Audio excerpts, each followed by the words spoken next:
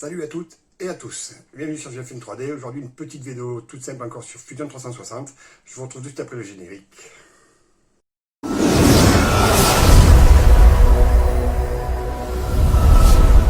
Donc voilà, comme je vous disais dans la présentation, aujourd'hui une petite vidéo sur Fusion 360, encore un objet assez simple, vous allez le voir. C'est une super idée cadeau, voilà, moi c'est quelque chose que je me sers chaque fois qu'il y a une naissance, des collègues de travail, dans ma famille, n'importe quoi, ben voilà, je fais le petit prénom qui va bien, ça fait toujours plaisir, c'est fait avec le cœur. Voilà, ça impressionne toujours un peu les gens, l'impression 3D, voilà, c'est un petit truc sympathique, pas très dur à faire. Je vous retrouve sur l'ordi tout de suite. Voilà, donc sur l'ordi et sur Fusion 360. Alors, je vais tout de suite commencer par vous montrer déjà des exemples de ce que j'ai déjà fait là comme prénom. Voilà, donc vous voyez, c'est le petit cadeau sympa, je vous l'ai déjà dit, mais voilà, c'est vraiment le truc que vous êtes content, un peu comme quand vous avez fait un dessin quand vous êtes petit, c'est vous qui l'avez fait, c'est vous qui l'avez créé, voilà, vous êtes très très content. Et les gens, ça fait toujours son petit effet, voilà, c'est de la 3D, ça les impressionne toujours un peu. Tout le monde est ravi en général, c'est un très joli petit cadeau à faire et vous allez voir, pas dur du tout à créer. Donc sur Fusion 360, comme d'habitude, vous le savez maintenant, je vous l'ai déjà dit, il faut créer d'abord des sketchs si c'est en anglais ou des esquisses si c'est en français. Donc on va créer une esquisse, une première esquisse tout de suite pour créer le socle. Donc moi, je prends toujours la face du bas. En fait, la face du bas, si vous voulez, elle correspond à votre plateau. Donc si vous savez déjà dans quel sens et vous allez imprimer votre objet, quelle face de votre objet sera collée à votre plateau, il est préférable à la conception déjà de choisir ce plan du bas. Après, vous venez ici, là, moi je tape toujours sur le haut, là, sur le rectangle. Voilà, comme ça, vous l'avez bien à plat. Et donc, comme je vous dis, ça correspond au plateau. Donc là, vous y commencez par créer directement la face qui sera collée au plateau de votre impression. C'est très simple. Si vous ne pouvez pas le faire, c'est pas bien grave. Vous savez que sur Cura, on peut retourner les objets, on peut en faire à peu près tout ce qu'on veut, on peut sélectionner même la place la face pardon, qui va venir se coller au plateau. Donc voilà, si vous ne pouvez pas le faire et que vous êtes obligé de commencer par une autre face pour la conception, c'est pas bien grave, mais dans la mesure du possible, comme c'est le cas ici aujourd'hui ici, si vous pouvez le faire, c'est mieux de le faire. La seconde chose, c'est pour l'échelle. Voilà, c'est pareil. Si des fois on est obligé de créer l'objet beaucoup plus grand sur Fusion 360 là, pour faire des petits détails, pour avoir voilà, des détails voulus. Et après, bon, c'est pas bien grave non plus. On joue avec l'échelle sur Cura et voilà, on le ramène à la taille qu'on veut pour l'impression. Dans la mesure du possible, comme aujourd'hui, quand vous savez à peu près la taille que vous voulez faire et qu'il n'y a pas énormément de petits détails à concevoir, je vous conseille aussi de créer l'objet directement à la bonne échelle. Ça évitera justement de perdre des détails de votre objet et ça vous évitera aussi de jouer avec l'échelle sur Cura tout simplement. Donc là, c'est le cas aujourd'hui. Moi, je vais faire un objet qui fait à peu près 12 cm de gauche à droite et 4-5 cm maximum d'avant en arrière, c'est de profondeur. Donc voilà, comme je vous l'avais dit aussi, j'aime bien laisser le centre ici de mon quadrillage au centre de mon objet. Ça, c'est pareil, c'est dans la mesure du possible et aujourd'hui, c'est possible. Tout simplement pour faciliter les calculs, pour ne pas avoir à compter les cases, les millimètres, etc. Si on laisse ce point-là au milieu de l'objet, vous allez voir, c'est quand même beaucoup, beaucoup plus simple. Avant, je faisais des objets, enfin des supports, par contre, le socle de départ de ces objets-là, rectangulaire avec un petit chanfrein sympa. Bon, je me suis rendu compte que c'était plus joli de le faire quand même en espèce de nuage, un peu tout biscornu. Pour ça, on a une fonction ici qui s'appelle spline. Donc cette fonction, vous allez le voir, ben, en plaçant certains points, elle crée seule des courbes. Je ne maîtrise pas très bien où elle les crée toute seule en fait, cette fonction. Et moi, ça me convient tout à fait. Ça, en général, il y a toujours un joli résultat. Et voilà, ça vous fait un socle un peu en forme de nuage, comme je vous ai dit. Et c'est beaucoup plus sympathique. Donc voilà, on part directement avec cette fonction spline. Donc voilà, si moi je veux qu'il fasse 12 cm, ben là, on part du principe que je vous ai dit que ça c'était le centre de mon objet. Donc il faut prendre 60 à gauche, 60 à droite et 20-25 en hauteur et 20-25 en dessous pour avoir 4-5 cm en tout. Donc c'est pour ça qu'en laissant ce point au milieu, c'est très pratique. Vous voyez comme c'est gradué. Là, 50, c'est ici. Chaque carré vaut 5 mm. Donc je pars d'ici. Je sais que sur 60 de mon milieu, c'est très bien. Premier point. Le second point, donc je vous ai dit à peu près 4 cm, je vais le placer là-haut. Vous voyez, au début, c'est droit, mais regardez, dès qu'on va passer le troisième point, hop, ça vient tout seul. Et ça fait des courbes, voilà, comme je vous ai dit, plutôt sympathiques, moi qui me conviennent tout à fait. Donc je vais faire ça. Hop, après vous revenez. Voilà, oui, ça le fait tout seul, quoi. Moi, je trouve ça très, très, très sympa. Hop, voilà. Là, vous venez là, ou là, par exemple. Hop. Après, on va venir placer encore un autre point ici. Puis, peut-être pas trop rentrer quand même, parce que là, je suis déjà à 4 cm. Donc, peut-être un petit point voilà, par là. Le troisième sera ici. Et on vient directement fermer ici. Hop. Et voilà. Là, vous voyez, vous avez une forme assez sympa, voilà, qui est beaucoup plus jolie qu'un simple rectangle. Donc, toujours à chaque fois qu'on termine une esquisse, terminer l'esquisse. Et voilà, vous voyez, vous avez une forme là, très sympathique. Bon, comme là, vous savez, pour l'instant, c'est juste des points, c'est juste une ligne. Donc là, moi, je reviens hop, en haut. Qu'est-ce que je vais faire tout de suite déjà? C'est lui donner de la matière, de lui donner de la profondeur, cet objet. Donc ça, on l'a déjà vu aussi, c'est l'extrusion. Donc voilà, j'ai sélectionné ma face. Je choisis ici extrusion. Et je lui demande 2 mm, c'est largement suffisant. Comme c'est déjà pas mal de surface, c'est déjà assez long à imprimer. Donc voilà, 2 mm, entrée. Et voilà, maintenant vous avez un objet qui a voilà, une certaine profondeur, une certaine consistance, on va dire. C'est sur cet objet que maintenant je vais écrire le prénom que je veux mettre dessus. Donc aujourd'hui, ce sera Angéline, c'est le prénom de ma petite nièce qui va venir nous voir ce week-end. J'avais promis d'y en faire un, donc ça va être chose faite.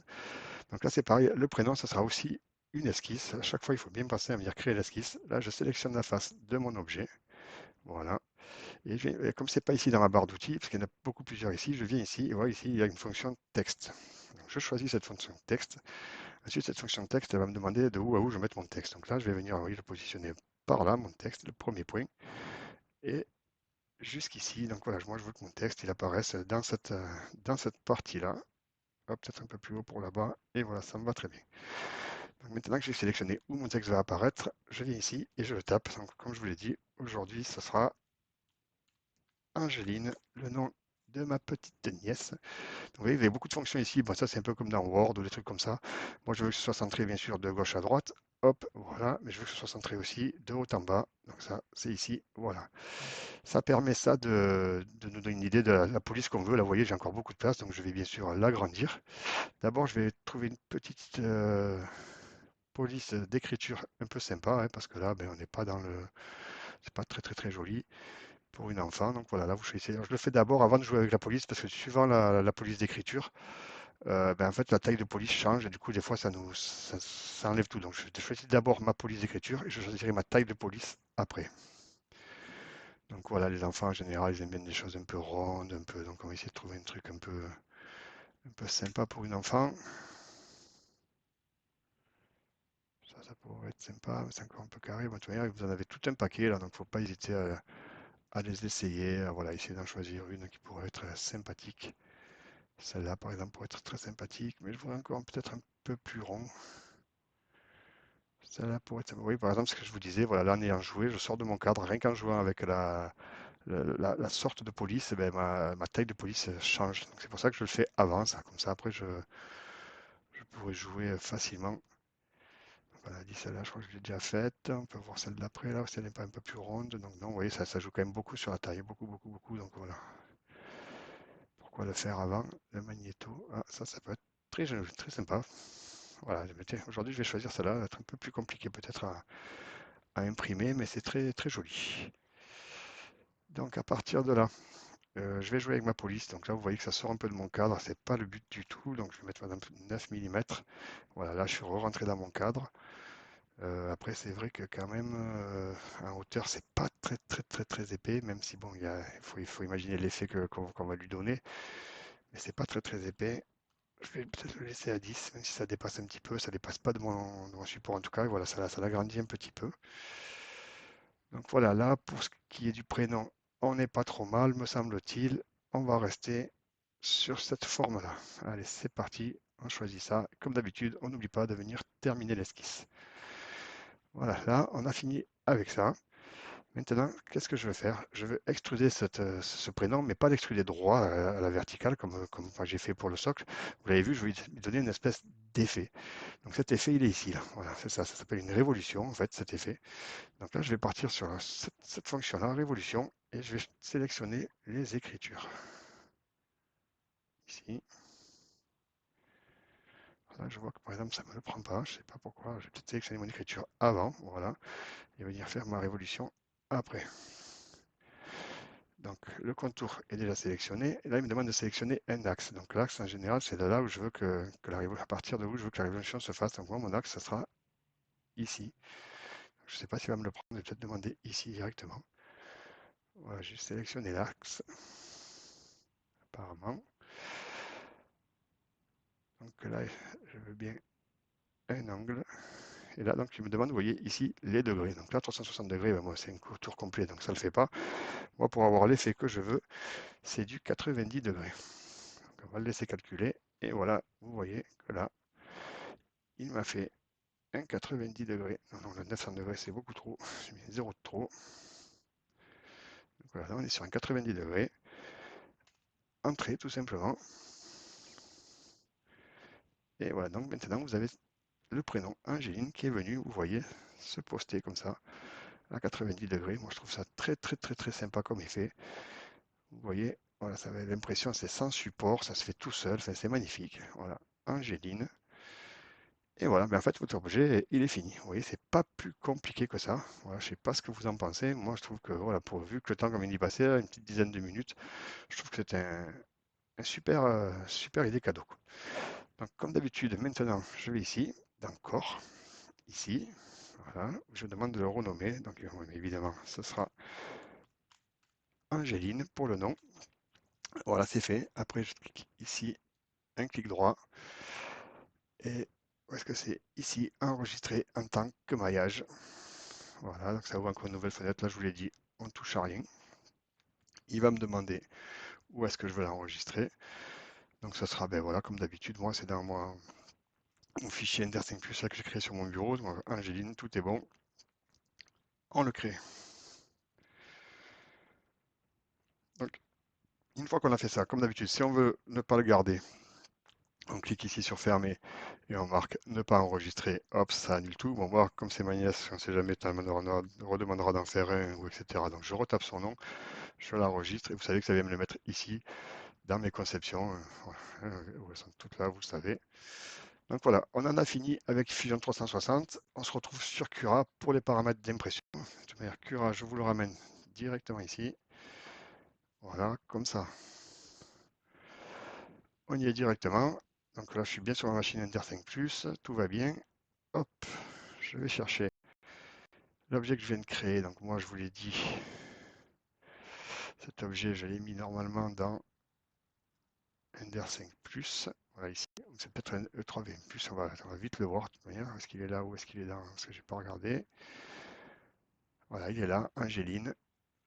Hop, double-clic dessus et il vient se mettre directement sur l'ordi. Alors comme d'habitude, je ne sais pas pourquoi quand c'est des objets que je crée moi sur Fusion, ça ne se met pas au centre, mais ça vous le savez faire. Clic droit sur l'objet, centrer la sélection et voilà, on est tout bon.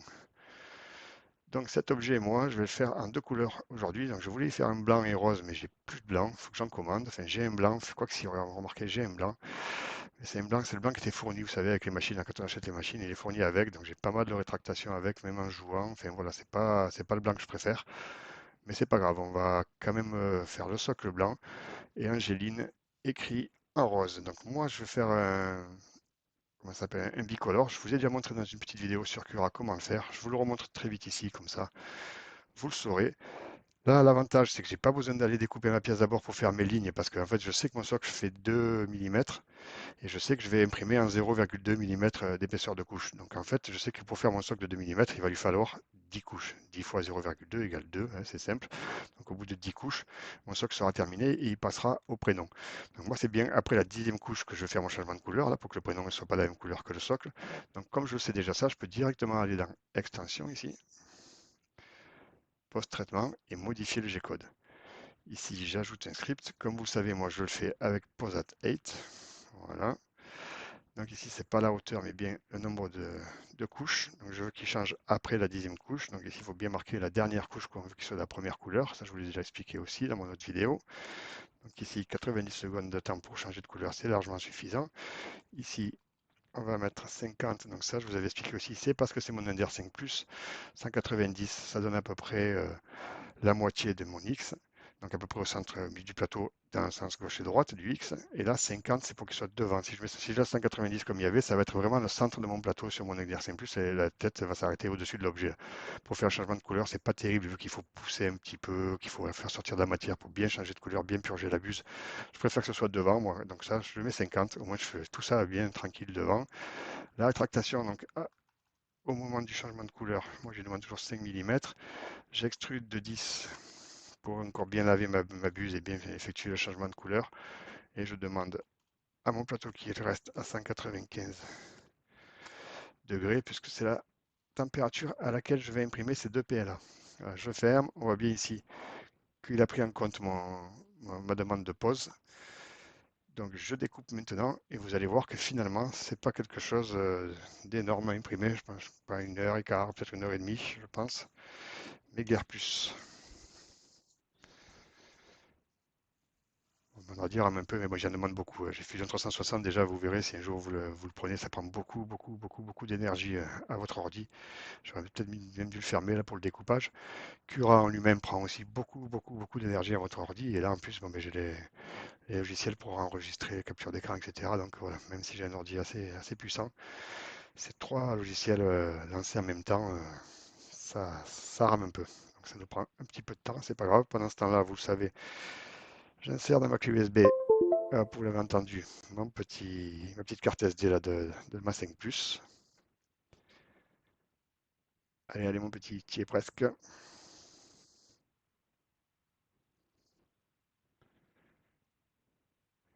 Ah non, vous voyez quand même, ça c'est peut-être cette écriture qui fait ça, quand même 2 h 29 minutes. C'est le double à peu près de ce que j'avais pensé. Pourtant, je regarde, ah, mais c'est parce que je suis en remplissage de 20%, ce qui est trop pour cet objet, quoique ça le fera plus costaud, je vais le laisser. Support, j'en ai pas besoin. Allez, on va dire que c'est bon pour Angéline. J'enregistre sur mon lecteur. Bon, ben, je vais vous épargner quand même les 2 h 29 d'impression. Et voilà, je vous montrerai juste l'objet une fois qu'il est fini. Le changement de couleur, je vous ai déjà fait une vidéo. Bon, elle n'était pas très claire, je suis pas très fier de moi, mais une fois de plus, je m'excuse, c'est les premières vidéos. Donc voilà, je vous ai pas vraiment montré comment faire le changement de couleur. Je vous le montrerai peut-être une autre fois parce que bon, il faut passer plusieurs caméras. Enfin voilà, c'est un peu compliqué. Là, je vais le faire et je reviens vers vous quand l'impression est finie pour vous montrer le résultat. Voilà donc le résultat, vous voyez, c'est très bien sorti, même avec un PLA de petite qualité.